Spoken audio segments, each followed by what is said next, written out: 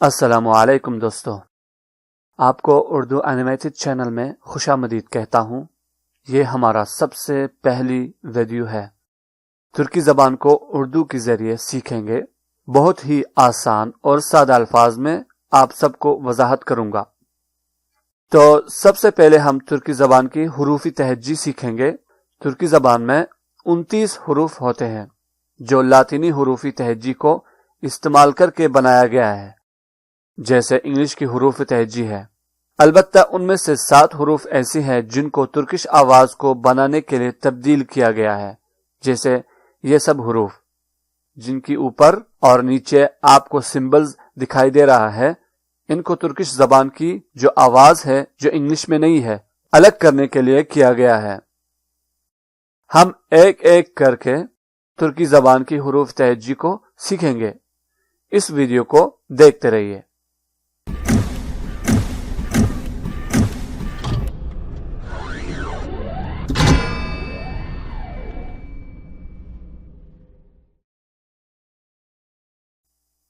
आ आ अरबा,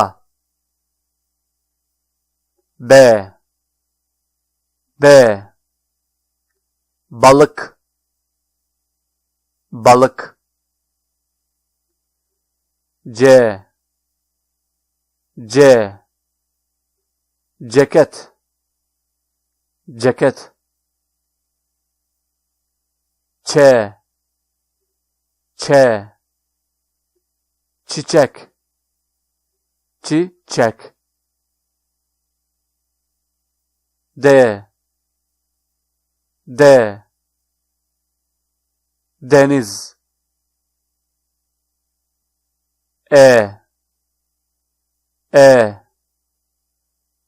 ev ev, f fakat fakat, g gece gece, yumuşak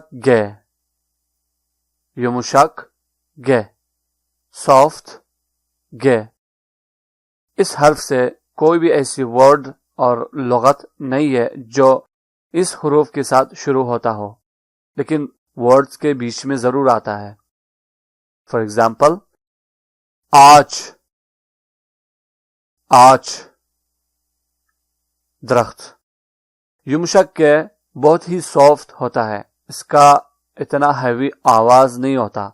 जैसे आच, यहाँ पे पता ही नहीं चलता कि युमशक गे है कि नहीं, लेकिन है। आच जैसे हवा होता है, इसी तरह युमशक गे होता है।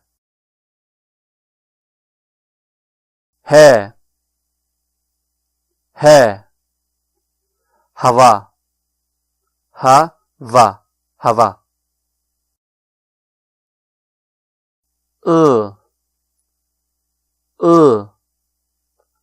ılık ılık, i iki, j jilet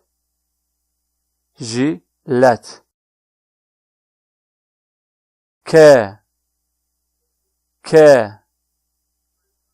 kalem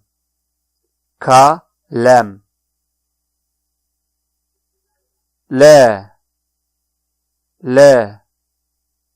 limon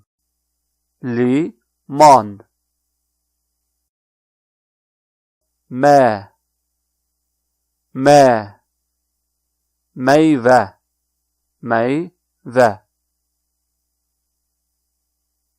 ne nane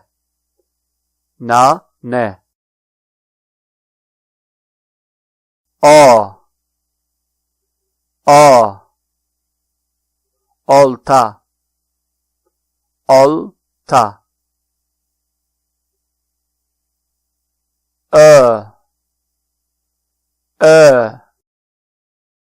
öğrenci, öğrenci, öğrenci, p, para, para, para,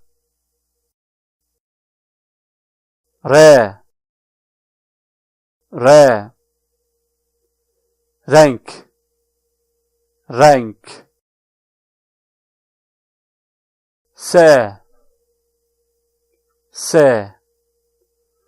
saat, saat,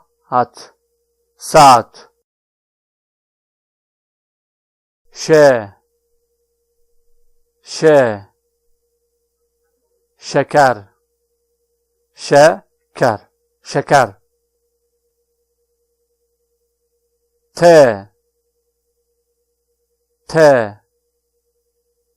Türkçe,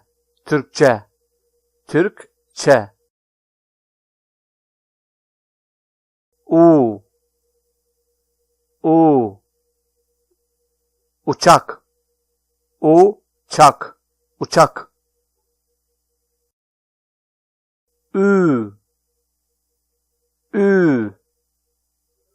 üzüm, üzüm, ve, vazo,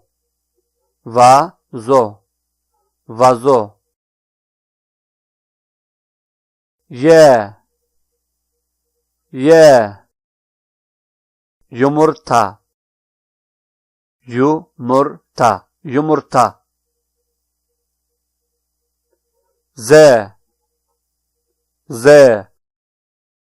zeytin,